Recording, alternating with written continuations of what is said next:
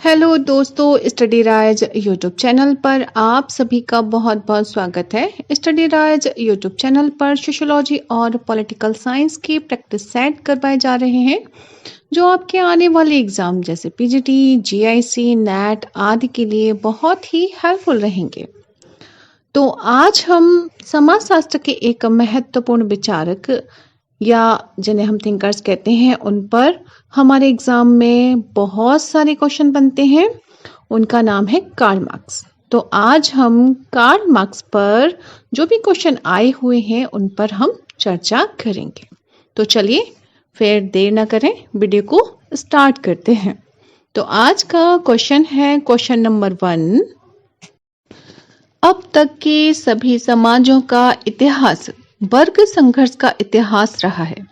यह किसने कहा है? तो ऑप्शन में है डेरेनडार्फ, कार्ल मार्क्स, कोजर या बीबर। तो अब तक के सभी समाजों का इतिहास वर्ग संघर्ष का इतिहास रहा है, ये कहा है किसने? कार्ल मार्क्स जी ने। किसने कहा है? कार्ल मार्क्स जी ने। उन्होंने अपनी कृति, कौन सी थी उनकी बुक? Communist manifesto.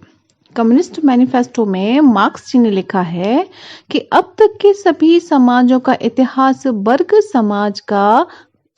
संघर्ष का इतिहास रहा है। ठीक है, तो option number B right answer होगा। Next question number 2। मार्क्स के सिद्धांत में वर्ग चेतना का केंद्रीय तत्व है। तो कौन सा केंद्रीय तत्व है? मार्क्स का जो सिद्धांत है वो वर्ग चेतना का सिद्धांत है, उसका केंद्रीय तत्व कौन सा है? तो हमें ये बताना। तो ऑप्शन में है वर्ग और संस्कृति, वर्ग और श्रेणीकरण, अपने आप में वर्ग या अपने आप के लिए वर्ग। तो इसका राइट आंसर क्या होगा? ऑप्शन नंबर डी, यानी अपने आप के लिए वर्ग, यानी class for itself. Class for itself. तो राइट आंसर क्या है? Option number D. नेक्स्ट है क्वेश्चन नंबर 3। वर्ग स्वयं में तथा वर्ग स्वयं के लिए की अवधारणाओं को किसने प्रस्तुत किया है? तो ये किसने प्रस्तुत किया है? मैक्स वेबर ने, कोजर ने, कार्ल मार्क्स ने या डेरेनडार्फ ने? तो ये जो प्रस्तुत किया है किसने? कार्ल मार्क्स जी ने प्रस्तुत किया है। क्या है? वर्ग स्वयं में तथा वर्ग स्वयं के लिए की अवधारणाओं का जो प्रस्तुत किया है वो किसने किया है? कार्ल मार्क्स जी ने। अच्छा, नेक्स्ट है क्वेश्चन नंबर 4। मार्क्स की छोटे पूंजीपतियों के प्रति सोच है, वे खाली स्थान दिया हुआ है हैं। वे क्या है मतलब? तो इसमें ऑप्शन में है एकीकृत वर्ग है, या अपने आप में वर्ग है, या फिर संक्रामी वर्ग है, या फिर अपने आप के लिए वर्ग है। तो मार्क्स की छोटे पूंजीपतियों के प्रति सोच है कि वे अपने आप में वर्ग हैं। क्या है? ऑप्शन नंबर बी, यानी वो कहते हैं कि अपने आप में जो छोटे पूंजीपति हैं वो वर्ग हैं। तो राइट आंसर क्या हो जाएगा? Option number B. नेक्स्ट है क्वेश्चन नंबर 5। मार्क्स ने समाज में वस्तुपरक रूप से संरचनात्मक आर्थिक असमानताओं की व्याख्या की है। तो ऑप्शन में है परिस्थिति के रूप में, संपत्ति समूह के रूप में, वर्ग के रूप में, और डी है जाति के रूप में। तो इसका राइट आंसर क्या हो जाएगा कि मार्क्स ने समाज में वस्तुपरक रूप से संरचनात्मक आर्थिक असमानताओं की व्याख्या की है। तो वो कैसे की? उन्होंने वर्ग के रूप में की है। ठीक है, तो option number C right answer हो जाएगा। नेक्स्ट है क्वेश्चन नंबर 6। वर्ग संघर्ष सिद्धांत के प्रतिपादक हैं। तो वर्ग संघर्ष किसका है? तो वो भी किसका है? इसमें देखो ऑप्शन नंबर बी दिया हुआ है। वर्ग संघर्ष सिद्धांत किसका है? तो कार्ल मार्क्स का है। उसी पर हम अभी तक बात कर रहे हैं। तो कार्ल मार्क्स जो हैं वो वर्ग संघर्ष के प्रतिपादक थे। उनका यह मानना था कि वर्ग संघर्ष जो है वो सामाजिक परिवर्तन लाने वाली मुख्य ताकत होती है। क्या है? मुख्य ताकत होती है जो परिवर्तन लेके आती है। और कम्युनिस्ट मैनिफेस्टो जो कार्य करने का एक कार्यक्रम ही था, ठीक है, एक तो उन्होंने बुक लिखी और उसी पर उनका एक कार्यक्रम भी था। में क्या मार्क्स और एंजल्स ने अपने विचार स्पष्ट तथा संक्षेप में उसमें रखे हैं। अच्छा, नेक्स्ट है क्वेश्चन नंबर 8। किसका नाम वर्ग संघर्ष से जुड़ा है? तो कौंत का है या फिर मार्क्स का है या फिर बेपर का है या फिर पार्सन्स का है? तो सबको पता है ऑप्शन नंबर बी यानी कि कार्ल मार्क्स राइट आंसर हो जाएगा। अच्छा, नेक्स्ट है क्वेश्चन नंबर 9। मार्क्स की कथनानुसार वर्ग संघर्ष में किन दो वर्गों के बीच संघर्ष होता है? तो किस किस के बीच संघर्ष होता है? ऑप्शन में है पूंजीपति एवं सर्वहारा के बीच में, शासक एवं शासित के बीच में, या फिर शिक्षित एवं अशिक्षित के बीच में, या फिर मालिक एवं मजदूर के बीच में। तो मार्क्स के अनुसार जो दो वर्गों के बीच संघर्ष होता है वो किसके बीच होता है? पूंजीपति एवं सर्वहारा के बीच में, यानी option number A right answer होगा। नेक्स्ट है क्वेश्चन नंबर 10। निम्नांकित में से किसने समाज के अध्ययन में बुर्जुआ और सर्वहारा पदों का प्रयोग किया है? तो वो किसने प्रयोग किया है इन पदों का? सर्वहारा और बुर्जुआ वर्ड का यूज किसने किया है? तो पी सोरोकिन ने किया है, या फिर मैक्स वेबर ने, या फिर कार्ल मार्क्स ने, या फिर बी परेटो ने। तो किसने किया है बुर्जुआ और सर्वहारा पदों का प्रयोग? तो वो किया है कार्ल मार्क्स जी ने, यानी option number C right answer होगा। नेक्स्ट है पूंजी वह धन है जिसका उपयोग श्रमिकों का शोषण करने के लिए किया जाता है। यह कथन किसका है कि पूंजी क्या है? क्या है? पूंजी वह धन है जिसका उपयोग किस लिए किया जाता है? श्रमिकों का शोषण करने के लिए किया जाता है। ये कथन किसका है? मैक्स वेबर का, मैक्स मूलर का, मार्क्स का, या मैकाइवर का? तो किसका है? कार्ल मार्क्स जी का है, यानी option number C right answer हो जाएगा। नेक्स्ट है क्वेश्चन नंबर 12। किसने कहा है कि प्रतिस्पर्धा पूंजीवाद की एक विशिष्ट आवश्यकता है? क्या है क्वेश्चन? किसने कहा है कि प्रतिस्पर्धा जो है वो पूंजीवाद की एक विशिष्ट आवश्यकता है, होती है या फिर है? तो ऑप्शन में है Max Weber, Karl Marx, Herbert Spencer, या फिर आर डेरेंडॉर्फ। ये क्वेश्चन आया है जीआईसी 2017 में आया है। तो क्या है इसका राइट आंसर? क्या हो जाएगा? ऑप्शन नंबर बी यानी कि कार्ल मार्क्स। प्रतिस्पर्धा जो होती है वो दो या दो से अधिक व्यक्तियों या समूहों के मध्य किसी सीमित वस्तु, ठीक है, या फिर अधिकार या सेवा को प्राप्त करने हेतु होती है। तो वही उन्होंने बताया है कि जो प्रतिस्पर्धा है वो पूंजीवाद की एक विशिष्ट आवश्यकता है, यानी जो पूंजीवाद है उसको प्रतिस्पर्धा होनी चाहिए। अच्छा, नेक्स्ट है इसमें क्वेश्चन है क्वेश्चन नंबर 13। पूंजीवाद में अलगाव के अवयव हैं। ठीक है, तो अलगाव जो है, अलगाव भी उन्होंने कार्ल मार्क्स ने ही दिया है। तो इसमें क्या है? इसमें देखो ऑप्शन में है उत्पादक गतिविधि, उत्पाद, सहकर्मी श्रमिक, या फिर मानवीय सामर्थ्य। अब नीचे दिए कूट से सही उत्तर का चयन कीजिए। अब हमें बताना है कि कौन सा कूट सही है। तो देखो पूंजीवाद में अलगाव के अवयव हैं, तो उत्पादक गतिविधि ये होती है, ठीक है, उत्पाद यानी प्रोडक्ट ये भी होता है, सहकर्मी श्रमिक वो भी होते हैं, और मानवीय सामर्थ्य यानी ये भी होता है। तो 1 2 3 4 यानी option number D right answer होगा। अच्छा, पूंजीवाद में अलगाव के अवयव क्या क्या हैं? उत्पादन गतिविधि है यानी कि प्रोडक्टिव एक्टिविटी है, उत्पाद है, प्रोडक्ट है, और सहकर्मी यानी कि फेलो वर्कर है ना, और मानवीय सामर्थ्य ह्यूमन पोटेंशियल है। तो ये चारों ही चीजें क्या हैं? अवयव हैं। किसके हैं? अलगाव के, एलाइनेशन के अवयव हैं। नेक्स्ट है क्वेश्चन नंबर 14। मार्क्स के सामाजिक परिवर्तन संबंधी सिद्धांत में किस मूलभूत अवधारणा का प्रयोग किया गया है? तो कौन सी अवधारणा यूज की गई है? कौन सी मुख्यतः प्रयोग की गई है? तो सामाजिक सुरक्षा ये है? ये तो है नहीं। उत्पादन की शक्तियां या प्रौद्योगिकी प्रवृत्तियां या फिर सर्वहारा वर्ग की निर्धनता। तो इसमें क्या राइट आंसर हो जाएगा? ऑप्शन नंबर बी यानी उत्पादन की शक्तियां। मार्क्स के सामाजिक परिवर्तन संबंधी सिद्धांत में किस मूलभूत अवधारणा का प्रयोग किया गया है? तो वो किया गया कौन सा? उत्पादन की शक्तियों का। उत्पादन की शक्तियों का यानी option number B right answer होगा। नेक्स्ट है क्वेश्चन नंबर 15। कार्ल मार्क्स के अनुसार निम्नलिखित में से कौन चेतना का आधार है? अब चेतना का आधार बताना हमें। तो कौन सा चेतना का आधार है? उत्पादन की शक्तियां हैं क्या, या फिर पूंजी तथा श्रम है, या फिर उत्पादन की पद्धतियां, या फिर उपयुक्त सभी हैं?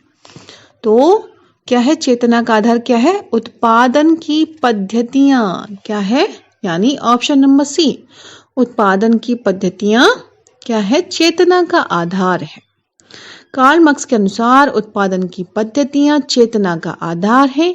किसी भी इतिहास का आधार जो होता है या फिर राज्य की गतिविधियों का विवरण उत्पादन की पद्धतियों पर निर्भर होता है। ठीक है, हमारी सामाजिक चेतना, धर्म, दर्शन, आचार और ऐसे कई सामाजिक सांस्कृतिक स्वरूप होते हैं जो उत्पादन की पद्धतियों से जुड़े होते हैं। तो इसका राइट आंसर क्या होगा कि चेतना का जो आधार है वो क्या है? उत्पादन की पद्धतियां हैं। अच्छा, नेक्स्ट है क्वेश्चन नंबर 16। मार्क्स की विचारधारा के अनुसार पूंजीवाद से समाजवाद में परिवर्तन निम्नलिखित में से किसके द्वारा आएगा? तो किसके द्वारा आएगा परिवर्तन? ऑप्शन देखते हैं। उत्पादन के साधनों में क्रांति, या फिर उत्पादन प्रक्रिया का युक्तिकरण, या फिर मध्यम वर्ग का लुप्त होना, या फिर अभिजात वर्ग क्रांति। तो क्या होगा? मार्क्स की विचारधारा के अनुसार पूंजीवाद से समाजवाद में परिवर्तन किसके कारण से आएगा? उत्पादन के साधनों में क्रांति के कारण आएगा। किसके कारण? उत्पादन के साधनों में क्रांति के कारण, यानी option number A right answer होगा। नेक्स्ट है क्वेश्चन नंबर 17। किसने सामाजिक विकास के आर्थिक निर्णयवाद का सिद्धांत दिया है? अब आर्थिक निर्णयवाद का सिद्धांत किसने दिया है ये पूछा क्वेश्चन में। तो ऑप्शन में है कार्ल मार्क्स, एडम स्मिथ, के मैनहीम या पी.ए. सोरोकिन। तो क्या है आंसर? वही कार्ल मार्क्स की बात हो रही है, तो वही राइट आंसर होगा, यानी option number A right answer होगा। देखो, कार्ल मार्क्स ने बताया है कि आर्थिक व्यवस्था ही सामाजिक व्यवस्था की आधारशिला है। सामाजिक संरचना में परिवर्तन तभी आता है जब आर्थिक व्यवस्था में परिवर्तन आता है। इस प्रकार उन्होंने अपने विचारों में आर्थिक निर्धारणवाद यानी इकोनॉमिक डिटरमिनिज्म का सिद्धांत दिया था। ठीक है, तो ऑप्शन नंबर ए यानी कार्ल मार्क्स ने सामाजिक विकास के आर्थिक निर्णयवाद का सिद्धांत यानी इकोनॉमिक डिटरमिनिज्म का सिद्धांत दिया हुआ है। अच्छा, नेक्स्ट है क्वेश्चन नंबर 18। मार्क्स के अनुसार सामाजिक परिवर्तन उत्पन्न करने वाली शक्ति है, तो वो कैसी शक्ति है? सामाजिक है, आर्थिक है, राजनीतिक है या फिर धार्मिक है? तो कैसी है सामाजिक परिवर्तन उत्पन्न करने वाली शक्ति? वो है, कार्ल मार्क्स ने कौन सी शक्ति मानी है? आर्थिक शक्ति, यानी ऑप्शन नंबर बी आर्थिक इकोनॉमिक शक्ति को उन्होंने क्या सामाजिक परिवर्तन उत्पन्न करने वाला माना है। तो इसका राइट आंसर क्या होगा? Option number B. नेक्स्ट है क्वेश्चन नंबर 19। किसने आर्थिक निर्धारणवाद के संदर्भ में अपने सिद्धांत का प्रतिपादन किया है? तो ये क्वेश्चन अभी बताया था, वही है पी.ए. सोरोकिन, कार्ल मार्क्स या फिर बी. परेटो या फिर डब्ल्यू.एफ. आर्गवन। तो कौन है? कार्ल मार्क्स जी ने आर्थिक निर्धारणवाद के संदर्भ में अपना सिद्धांत प्रतिपादित किया है। नेक्स्ट है क्वेश्चन नंबर 20। कार्ल मार्क्स ने वर्ग निर्धारण जिस आधार पर स्वीकार किया है वह है, तो वो कौन सा है? धार्मिक है, सामाजिक है, सांस्कृतिक है या आर्थिक है? तो कौन सा हो जाएगा? आर्थिक हो जाएगा, इकोनॉमिक हो जाएगा। तो option number D right answer होगा। कार्ल मार्क्स ने वर्ग निर्माण जिस आधार पर स्वीकार किया है वह आर्थिक है, इसलिए कार्ल मार्क्स को आर्थिक निर्धारणवाद कहा गया है। ये इतनी लाइन याद रखिएगा। ये बहुत पूछा जाता है ये वाला क्वेश्चन भी। अच्छा, नेक्स्ट है क्वेश्चन नंबर 21। धर्म जनमानस के लिए अफीम है, ये कथन किसका है? तो किसका है ये कथन? ये बहुत आता है। धर्म जनमानस के लिए अफीम है, हीगल का, लेनिन का, कार्ल मार्क्स का या मैक्स वेबर का? तो राइट आंसर क्या होगा? ऑप्शन नंबर सी यानी कार्ल मार्क्स। धर्म जनमानस के लिए अफीम है, ये कहा है किसने? कार्ल मार्क्स जी ने कहा है। नेक्स्ट है क्वेश्चन नंबर 22। किसने कहा कि धर्म जनता के लिए अफीम है? तो किसने कहा है? तो ऑप्शन नंबर सी है इसमें दिया हुआ है, कार्ल मार्क्स। तो यही हमारा राइट आंसर होगा। अच्छा, नेक्स्ट है क्वेश्चन नंबर 24। धर्म जन समुदाय का अफीम है। देखो क्वेश्चन कितनी तरह से आ गया है। क्या क्या पूछा? धर्म जनता के लिए अफीम है, एक तो ये आ गया, फिर आया धर्म जन समुदाय का अफीम है। ठीक है, तो ये भी किसका है? ये भी कार्ल मार्क्स जी का हो जाएगा। ठीक है, धर्म जन समुदाय का अफीम है। अगर इस तरह की कोटेशन आ जाए तो वो किसने कहा है? तो कार्ल मार्क्स जी ने कहा है। Option number A right answer हो जाएगा। अच्छा, नेक्स्ट है क्वेश्चन नंबर 25। उत्पादन प्रक्रिया में कार्ल मार्क्स के अनुसार अधिकतम भूमिका होती है। तो वो किसकी अधिकतम भूमिका होती है? पूंजी की होती है, या फिर मशीन उपकरणों की होती है, या फिर श्रम की होती है, या फिर सरकार की होती है? तो वो किसकी होती है? ऑप्शन नंबर बी यानी मशीन उपकरणों की होती है। अधिकतम भूमिका किसकी होती है?